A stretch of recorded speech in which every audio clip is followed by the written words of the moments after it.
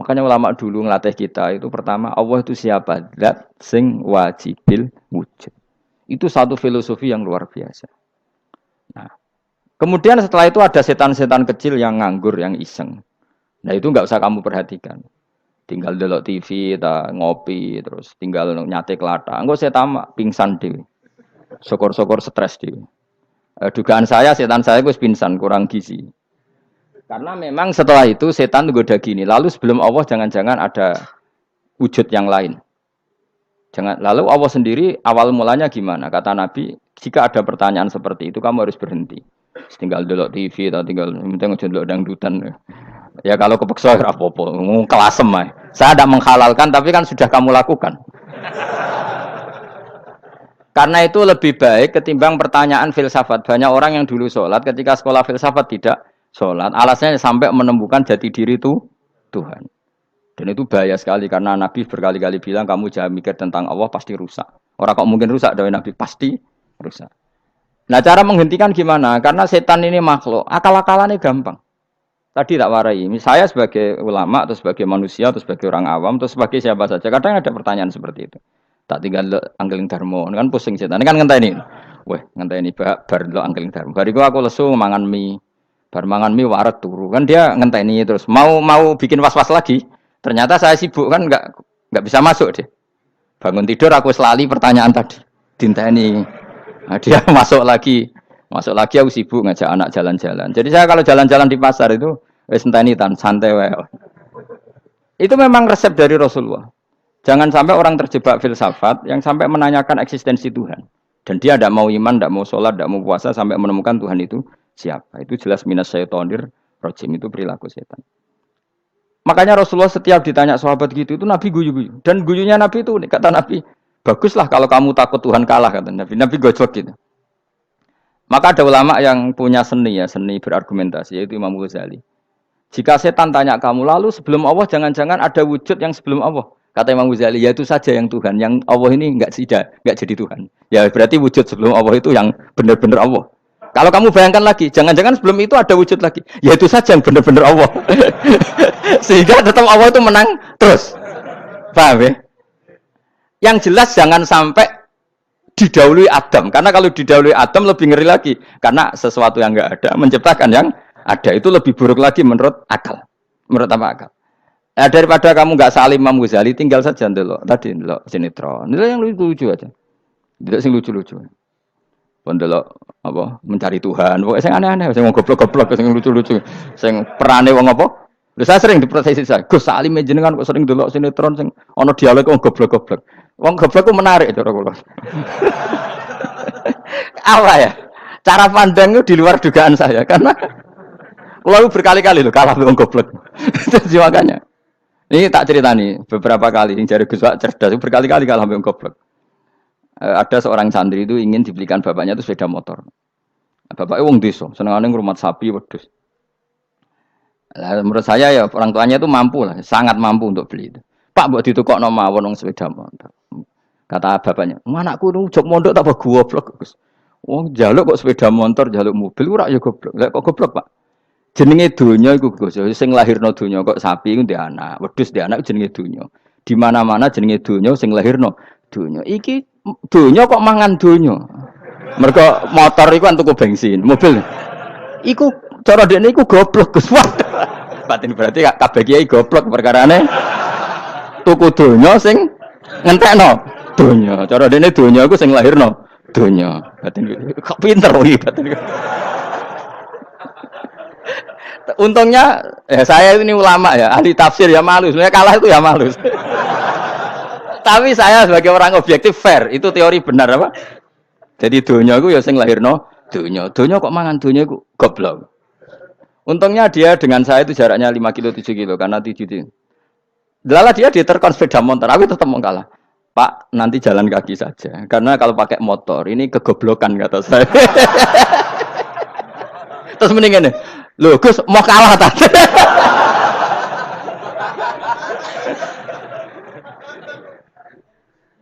Wah kacau. Singkat cerita dia bersikeras, nggak mau beliin sepeda motor anaknya karena di mana-mana dunia gue sing lahir no dunia, nggak boleh dunia kok mangan Ini satu kegoblokan yang agak ilmiah tadi. Nah, Imam Asy'ari juga mengalami hal yang sama. Imam Asy'ari itu punya, kita kalau ahli sunnah kan dua partai ya. Ya, dalam ahli sunnah itu hanya ada dua partai juga. Kalau nggak Asy'ari ya Maturidi. Ya, dan sama-sama alim. Ya kalau terpaut ya paling 5%, 7% ya. Kealimannya Asy'ari dan Maturidi. Imam Asy'ari itu bikin logika yang jelimet seperti saya sekarang ini. Logikanya jelimet, tapi permanen. Jadi yang saya ajarkan tadi itu logika yang jelimet tapi apa? Permanen. Karena tadi alam raya ini kadung wujud. Kalau kadung wujud pasti pewujudnya yang menciptakan wujud pasti adalah kewujudan. Karena al-adam la yu'athiru syai'an. Di mana-mana kenihilan tidak yu'athiru syai'an. Ya sepakat ya, gampang kan? Tentu wujud ini prima disebut wajibil wujud. Lalu Imam Asy'ari itu bersikeras. Kalau imanul muqallid itu tidak diterima. Terus banyak yang keberatan ulama, tapi Nabi nyatanya yaktafi bi imanil a'rab al khalina anin nadur. Nabi nyatanya mencukupkan imannya orang-orang Bedui yang mereka itu kayaknya tidak bisa mikir. Ya, Nabi yaktafi bi imanil a'rab itu wong desa al khalina anin nadur yang mereka itu tidak bisa apa? Berpikir. Singkat cerita Imam Asy'ari survei. Coba ayo kita tanya orang-orang kampung. Ternyata kegoblokan orang kampung itu ya ilmiah, masyhur itu. Imam Asy'ari saja harus belajar dari wong awam, wong goblok-goblok. Kita kok ingin ya Badawi bima arafta rabbak. Kowe kok iman be Allah itu bima arafta rabbak. Lalu kamu tahu Tuhan kamu atas nama apa? Dengan logika apa? Jawabnya enak ya. Al-ba'ratu tadullu 'alal ba'ir wa atharul aqdam yadullu 'alal masir. Angger ana tletong ya ana ontane. Angger ana bekas delamaane wong ya ana sing bar liwat. Jadi misalnya ada bekas teracak anjing, berarti anjing habis liwat. Ada bekas apa ular ya berarti ular harus liwat. Ada bekas tercak manusia ya berarti manusia habis liwat. La wa hadzal alam atharun min athari qudratillah. Alam iki bekas, mesti ana sing gawe. Jadi Mas Ari pinter juga, mesti logikane gak jelimet tapi agar ana tletong ana sapine. Ana tracake wong berarti ana sing bar liwat. Dene ngomong gampang wa atharul aqdam ya dulu alal masir. Nah, terus Imam Asy'ari habis itu ngendikan, ya sudahlah dengan logika apa saja. Meskipun karena zori hadal arabis bagaimana cara berpikir Bedui ini, sementing ada nazar. Apa ada nazar. Ya nazar apa saja. Misalnya orang ahli matematika mungkin bilang angka dimulai dari 1. 0 itu akal-akalane Khawarizm. Mergo ini kebingungan nulis 10. Tapi tetap angka itu dimulai dari 1. Kalau misalnya 1 untuk mecah kesulitan ya harus dimulai 0,1. Tidak bisa 0 tok. Jadi 0 dulu itu untuk mematahkan kalau jumlah itu tidak sampai 1.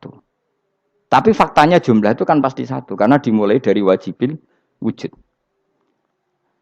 Khawarizm itu ya pinter matematika. Saya juga punya ilmu hisamnya Khawarizm. Itu kan dia karena kebingungan angka pecah. Misalnya 1 tidak sampai 2. Mau tidak mau harus ditulis 1,5 misalnya. Paham ya? Lalu kalau sebelum 1 tetap dia harus 0,5. Lalu hakikat 0,5 itu kan bagian dari wujud apa bagian dari Adam? Tetap bagian dari wujud. Jadi 0,5 itu kan khayal kuliah. Tak warai ya. Mungkin saya ada ahli matematika ala wong kampus, tapi saya tahu Kang, ala Islam itu lebih gampang. Misalnya gini. Sesuatu itu kadang kamu putuskan itu satuannya 1. Tentu ketika separuh kamu katakan baru separuh. Tapi sebetulnya ketika satuan itu kamu katakan 10, yang separuh itu sudah 5. Itu kan terserah sing bagi, napa? Terserah sing bagi. Ya iya dong, misalnya 1 juta, 5-nya artinya apa coba? 500.000 kan. Sekarang kalau 100.000, 5-nya jadi berapa? 50. Kalau 1,5 jadi. Nah, itu kan terserah satuannya apa? Tapi tetap dari 0,5 itu tetap menunjuk sesuatu yang wujud, yaitu 5-nya sebetulnya apa? 5 yang separuh tadi. Paham sih kalau maksud? Tetap nggak bisa sesuatu dimulai dari apa? 0. Nah, makanya kata Abdul Hamid Khan kalau dalam mendidik tauhid, itu gampang saja tadi.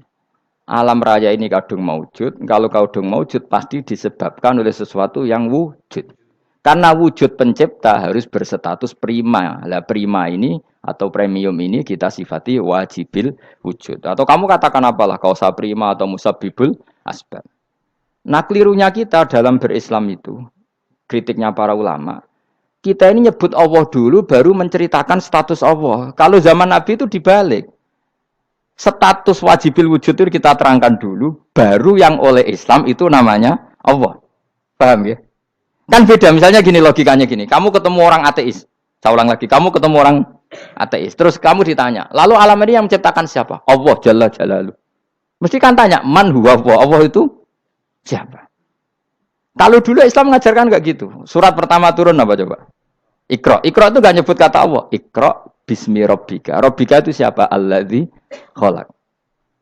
Sebutlah nama Tuhan. Yang berhak menyandang Tuhan adalah zat yang pencipta. Itu tidak ada kata Allah. Di surat Mudatsir, surat kedua.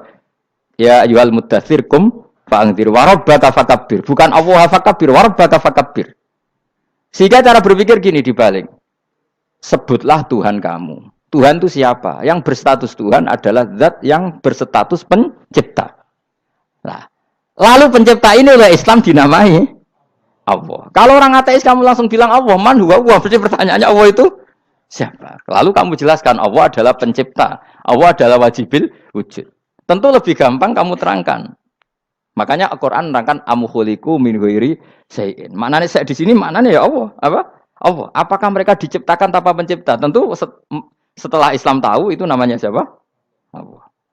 Paham ya? Kalau balik malih. Jadi sebetulnya Quran itu ngajari kita itu ilmu mantik yang luar biasa. Misalnya, ya Yuhanna su'budu siapa? Rabbakumul ladzi khalaqakum walladzina min qablikum. Sembahlah Tuhan. Tuhan itu siapa? Pencipta kamu dan pencipta orang-orang sebelum kamu. Lalu Tuhan ini oleh Islam dinamai. Tapi kalau langsung kamu bilang ke orang ateis atau orang Uni Soviet, Allah itu Tuhan. Allah itu siapa? Sebab itu di beberapa ayat dijelaskan dulu status Allah. Sifatnya Allah, keekhasan Tuhan.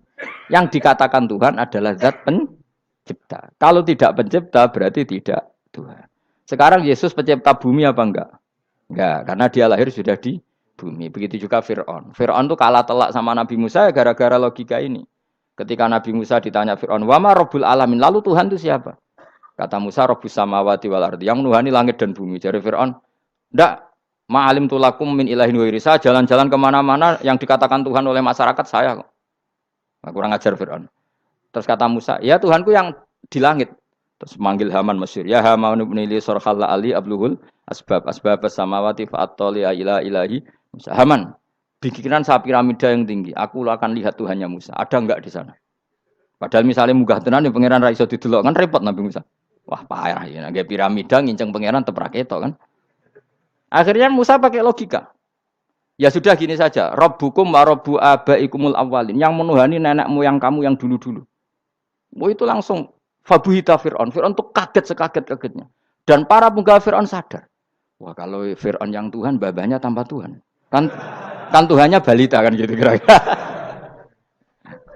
Tuhannya balita. Tuhannya barulah. Itu kan jadi logika yang mematikan. Kalau Fir'aun Tuhan berarti babanya dulu yang wujud itu tanpa Tuhan. Karena Tuhannya baru lahir.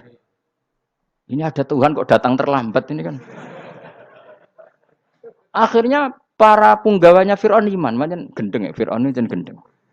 Itu pentingnya logika Rabbukum wa Rabbu abaikumul